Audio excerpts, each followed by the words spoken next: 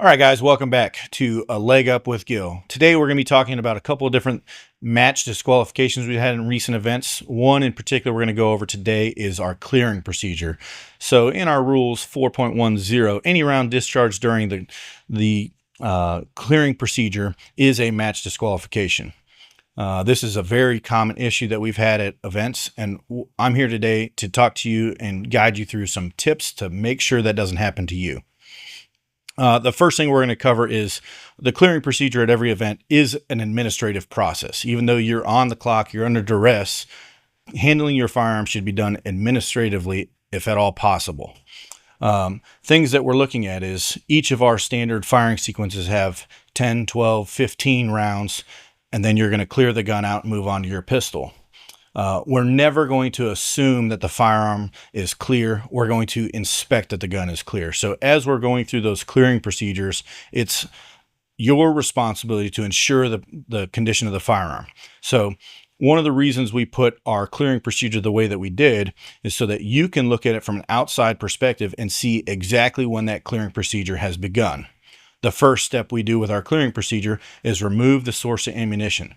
So if at any time we see a competitor removing their magazine, and then after that they discharge a round, they've discharged a round during the clearing procedure. Tips for this, things we're going to look at is how you train at home to safely handle your firearms in a stressful environment. So as we're going through we're going to go through our 4 weapon safety rules. We're going to treat every weapon as if it were loaded. We're never going to put a point a weapon at anything we don't intend to shoot. We're going to keep the weapon on safe until we intend to fire, and we're going to keep our fingers straight and off the trigger until we're ready to fire. So following those 4 weapon safety rules, we should never have a negligent discharge. As you're going through your dry fire practice at home, things that you can do to ensure that you're not building in bad habits. So as we're going through a dry fire process, which seems to be very boring, we're having to put many reps in to get the training done on time. A lot of you will have the tendency after you've completed a dry fire rep to race to reset the gun or race back to the holster.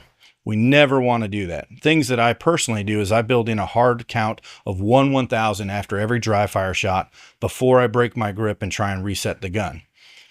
Also, as I'm doing that, anytime I reset the trigger or go through my clearing procedure, as I make sure that the magazine is empty, I'm going to pull the slide to the rear and I'm going to visually inspect that there's nothing in that chamber.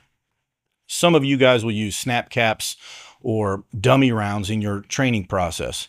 This is actually not a bad thing to do because as you're going through, one, you have to manually remove those rounds from the gun to ensure that the gun is clear. So as you're at home, going through these dry fire processes, make sure that we're doing several things. We're going to remove the source of ammunition. We're going to visually and physically inspect that the chamber is empty. Once we confirm that the gun is empty, then we'll release our slide or our bolt carrier, send it forward.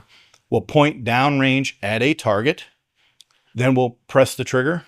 Once the gun has been mechanically cleared, then we'll either set the rifle down on safe or we'll holster our pistol. We'll put our empty hands in the air and we'll say clear. Hopefully this is something that will help keep you guys safe at the next event, and we'll see you on the range.